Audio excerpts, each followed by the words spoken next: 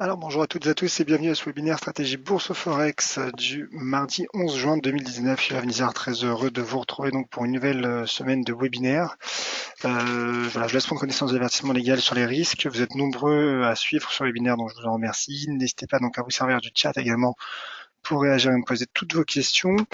Je rappelle bien sûr que le webinaire qui est prévu le lundi, donc la stratégie de la semaine, a été exceptionnellement décalé à aujourd'hui. Donc on se retrouvera une nouvelle fois cet après-midi à 16 heures. À 16 heures pour mon webinaire La stratégie de la semaine. Je reviendrai sur les deux stratégies que j'ai données la semaine passée. C'était une stratégie haussière sur l'euro franc suisse et haussière aussi sur le cours de l'argent. On en parle évidemment donc cet après-midi, lien d'inscription sur le site delefix.fr. D'abord, je vous laisse bien entendre donc l'avertissement légal sur les risques et ensuite je passerai au graphique, pardon. Il y a mes stratégies du jour. Le trading avec effet de levier amplifie toujours les gains et les pertes. Un compte risque limité présente un risque de perte du capital investi. L'investissement sur le compte titre présente un risque de perte en capital et j'ai fourni exclusivement un service d'exécution d'ordre. Cette présentation est donnée à titre indicatif et ne saurait être considérée comme un conseil ou une recommandation. Voilà, donc bonjour Raymond qui est présente sur le chat et c'est donc parti pour ce webinaire. On va débuter comme souvent avec le graphique de l'indice DXY pour voir un peu où est la tendance voilà, de la paire majeure sur le Forex, pardon, la devise majeure sur le Forex, le dollar américain. L'indice dollar qui poursuit son repli malgré un petit rebond technique, vous le voyez, qui reste orienté à la baisse à court terme dans le sillage de son échec sous cette résistance à 98,20. Oui, en effet, le cours qui, dans un premier temps, se stabilisait à l'intérieur d'un range dont la partie inférieure se situe à 97,30, avant donc d'une part d'avoir cassé et d'autre part d'avoir subi un pullback. Vous voyez, donc sous cet ancien support devenu résistance à 97,30. Récemment, donc ça c'était vendredi, il y a eu une cassure de ce niveau de support à 96,83. Ça c'est dû notamment au décevant rapport NFP que nous avons suivi ensemble vendredi donc dans le cadre d'un webinaire spécial. Il y a eu 75 et seulement 75 000 créations d'emplois dans l'agricole le mois dernier, donc ce qui est un chiffre bien en deçà des anticipations du consensus. Et donc malgré ce rebond technique, le cours du dollar qui techniquement semble orienté à la baisse, en tout cas la dynamique est baissière. Et je parlais de pullback tout à l'heure sous 97,30. Un nouveau pullback reste à ce stade envisageable. En tout cas, le risque d'un pullback est bien présent sous ce support, donc sous cet ancien support maintenant à 96,83. Et si le pullback baissier se confirme, le dollar américain pourrait accentuer sa baisse et retomber vers ses prochains supports à 96,50, puis 96 points. Voilà donc pour le dollar américain. Dans ce contexte, le cours de l'euro-dollar qui lui tente de prolonger sa bonne dynamique de ce mois de juin après un mois de mai plutôt compliqué, plutôt neutre, en tout cas la tendance qui était latérale sur du moyen terme. Donc en effet, le cours qui est sorti par le haut de ce range, après avoir franchi d'une part donc cette résistance à 1,1225, puis 1,1264, suite notamment à la réunion moins accommodante qu'anticipée de la BCE jeudi dernier. Donc à présent, le cours de l'euro-dollar a atteint donc en effet notre première cible à 1,1325. En cas de franchissement de cette résistance, le cours de l'euro-dollar pourrait s'orienter vers ma seconde cible à 1,1387. La suivante se situe à 1,1436. Donc on verra ce qu'il en sera. Pour le moment, le cours continue de travailler 1,1325. Après l'avoir atteint, vous voyez, il se maintient pour le moment sous cette résistance. Le RSI semble plafonner sous 75. Donc là aussi, j'attends un éventuel franchissement pour éventuellement relancer donc cette stratégie haussière à court terme sur le taux de change euro-dollar. Concernant les catalyseurs, alors c'est vrai que cette semaine, il y aura déjà demain et matin, il y aura une intervention de Mario Draghi à Francfort, mais voilà, il y aura également les chiffres de l'inflation, très importante publication attendue également demain après-midi à 14h30 heure française, qui pourrait évidemment donc orienter le taux de change euro-dollar. Donc en effet, la séance de demain s'annonce chargée sur le taux de change euro-dollar. En attendant, je vous invite à retrouver un article euro-dollar que j'ai publié juste avant ce webinaire sur le site delefix.fr pour plus de précision et plus de commentaires, que ce soit basé sur l'analyse fondamentale ou l'analyse technique. Voilà donc pour mon analyse graphique du taux de change euro-dollar. Alors je parlais en début de webinaire de la stratégie de la semaine sur l'euro franc suisse. Alors là, je voulais quand même en toucher un mot parce que je pense que j'ai une conviction assez intéressante, en tout cas assez je dirais relativement forte sur cette paire. C'est vrai que la semaine dernière, donc dans la stratégie de la semaine, j'avais donné donc une stratégie haussière. Celle-ci semble se confirmer puisque le rebond a bien pris forme. C'est surtout finalement ce support qui se solidifie et cette tendance latérale de long terme maintenant, elle aussi, qui semble se renforcer.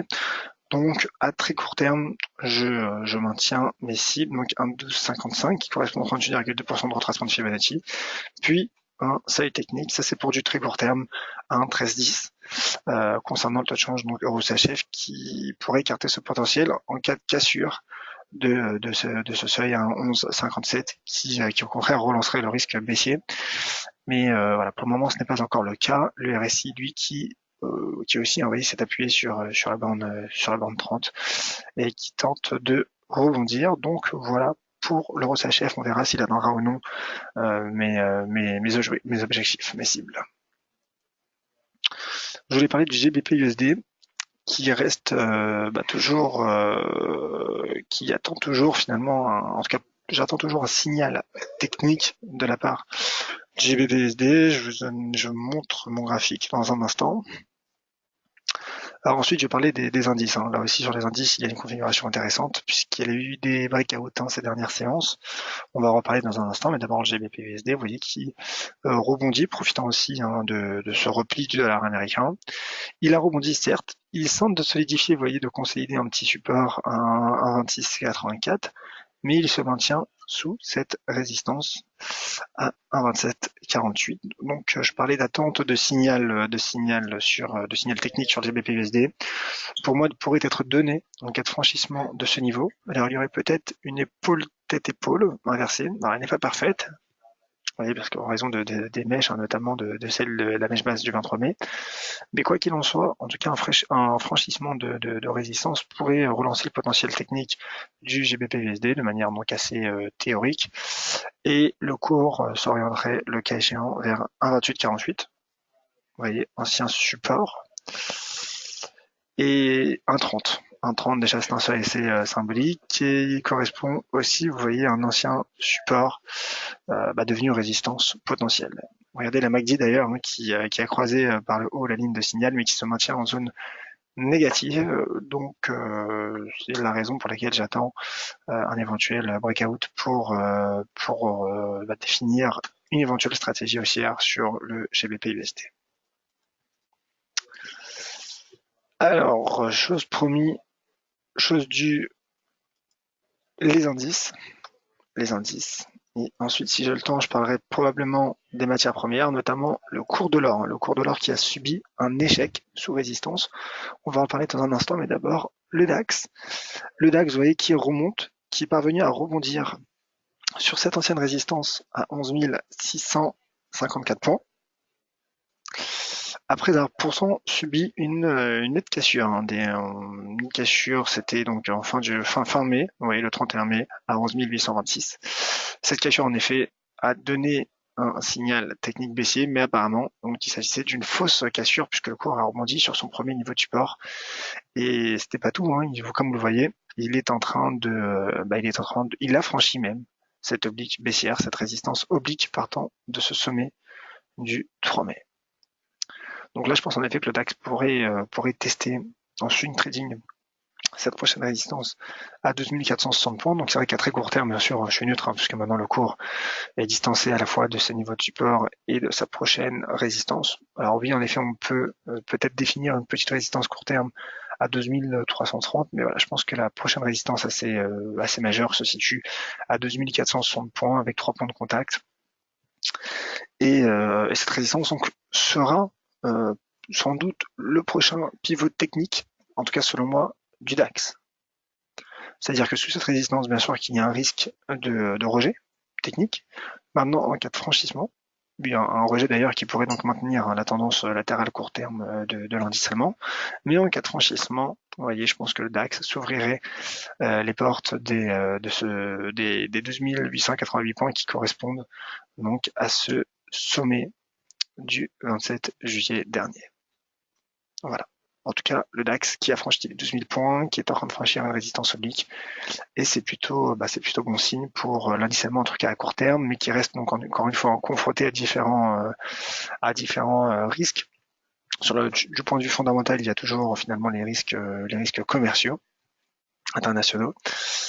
Et donc, techniquement, vous voyez, il y a quelques résistances qui pourraient lui faire barrage. Raymond, justement, qui demande le CAC aussi. Alors, bien sûr que je compte en parler du CAC. Merci, ma chère Raymond, pour votre intérêt. Toujours fidèle au poste, et ça me fait énormément plaisir. Alors, le CAC 40, justement, en configuration similaire, avec peut-être quelques petites différences, et pas des moindres. Parce que vous voyez là, le DAX, il reste encore distancé de cette prochaine résistance majeure. Encore une fois, chacun est libre de définir ses résistances. Il y en a peut-être une à 12 300, comme je l'ai dit il y a un instant, vous voyez, 12 300, 12 310. Mais le CAC, vous voyez, lui, il teste.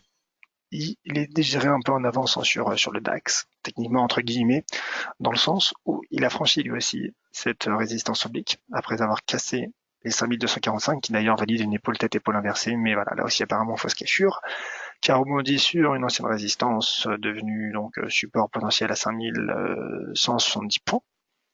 Donc il a franchi cette double résistance oblique et horizontale à 5300 points, et cette fois-ci, vous voyez, et c'est peut-être là la différence avec le DAX à court terme, c'est qu'il s'est repositionné finalement directement sous les 5443 points. Vous voyez, sous la ligne des épaules. Donc là, en effet, c'est un test imminent auquel semble s'orienter le CAC. Donc, au vu d'ailleurs direct du momentum qui remonte, vous voyez, qui a franchi 50, regardez le récit qui monte, mais de toute façon, sans regarder le récit, on remarque rien qu'à la déjà étendue des bougies, mais aussi au fait que le CAC soit au plus haut de la séance, que de la semaine même pour le moment. Donc en effet, un franchissement des 5443 points pourrait soutenir l'indice de Paris, relancer d'ailleurs le CAC 40 et me permettre en tout cas d'envisager un retour sous 5540. Très bien ancienne résistance, puis support. Puis 5600 points, vous voyez cette très jolie résistance aussi proche des sommets annuels, qui correspond au sommet annuel. Donc on verra s'il y aura breakout ou non. En tout cas, pour le moment, le cours semble faire pression sur cette résistance. Le cours de l'or à présent. Si vous avez des questions, c'est le moment.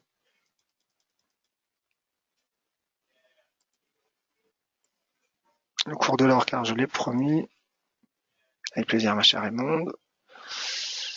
Alors oui, comme je disais, le cours de l'or qui a bondi littéralement la semaine dernière, qui a bondi bien au-dessus de ce niveau de support à 1269 $, et qui a franchi différentes résistances, notamment à 1322, mais qui, malgré une brève apparition au-dessus de ce niveau, a finalement échoué sous les 1346 $, renforçant finalement cette résistance.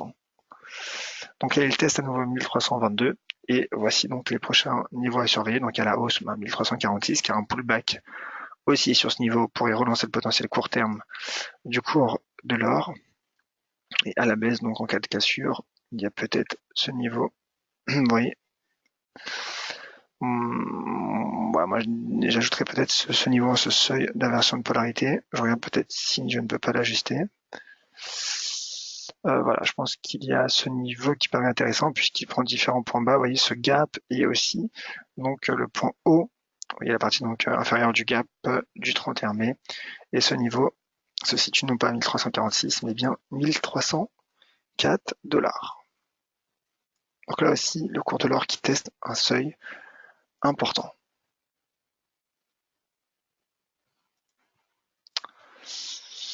Alors, Jean-Pierre qui demande un mot sur l'USD franc suisse, le dollar franc suisse. Alors, le dollar franc suisse qui arrive.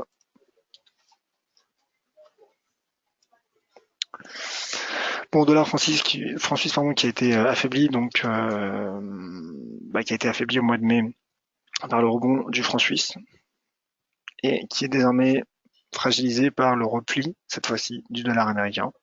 Donc là, il teste un nouveau support à 0,99 qu'il a pourtant cassé, vous voyez, mais petit repli technique, petit rebond technique, il l'a cassé vendredi, donc c'est vrai qu'on aurait pu s'attendre, moi le premier, à la poursuite de cette baisse, mais vous voyez, petit rebond technique, le cours continue de tester les 0,99. Donc là aussi, si cette cassure se confirme et que le cours poursuit sa baisse, je pense qu'il pourrait retomber à court terme sur les 0,9810. Voilà en tout cas mon analyse graphique, les niveaux que je surveillerai. Attention toutefois, car on voit que le cours tente un rebond sur support, pendant que le RSI, lui aussi, tente de rebondir sur la bande 30. Donc on verra dans les prochaines séances à court terme, il pourrait là aussi y avoir un signal qui pourrait prendre forme. Pour le moment, en tout cas, le cours tente de se maintenir au-dessus de ce niveau de support. Al qui demande si l'on fera encore les webinaires éducatifs. Alors, à court terme, c'est vrai qu'on a mis entre parenthèses les webinaires éducatifs. Sur du moyen terme, a priori, oui, les webinaires éducatifs du mercredi devraient reprendre. Peut-être d'ici la rentrée, voilà, probablement. Pour le moment, voilà, les webinaires éducatifs, encore une fois, on a interrompu, mais par contre, je vous invite à retrouver des articles éducatifs sur le site déliefix.fr. Avant de nous quitter, une dernière peut-être configuration que j'ai constatée un peu plus tôt. Voilà, c'est sur l'Eurocad. Simplement pour dire qu'il qu'il teste aussi la partie inférieure d'un range, donc à 1,4983. Et trading range finalement entre 1,5144 et 1,4983. Donc là aussi, s'il y a un rebond, le trading range serait renforcé, le cours pourrait repartir vers la partie supérieure de ce range, qui est situé juste à côté de cette oblique baissière qui part de ce sommet du 10 janvier. Maintenant, s'il y a une cassure de cette zone, donc composée de 1,4983 et la droite de tendance haussière, l'Eurocad pourrait tomber vers 1,4883.